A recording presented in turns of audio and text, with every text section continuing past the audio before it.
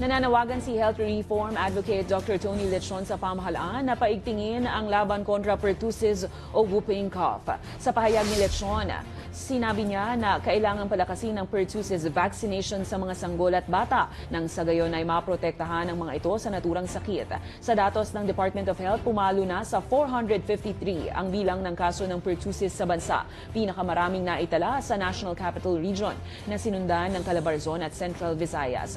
Nasa 35 katao naman ang nasawi dahil rito. Kasabay nito, inaasahan na may 3 milyong dose ng bakuna ang darating sa Pilipinas sa mga susunod na buwan.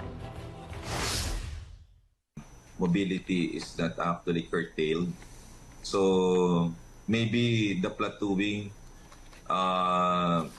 may be secondary to underestimation or underreporting.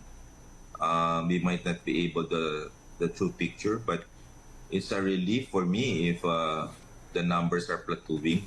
But we must prepare for escalation in other areas like Calabarzon because of its proximity to NCR and of course to South Luzon and of course to Central Luzon and also to tourist destination areas like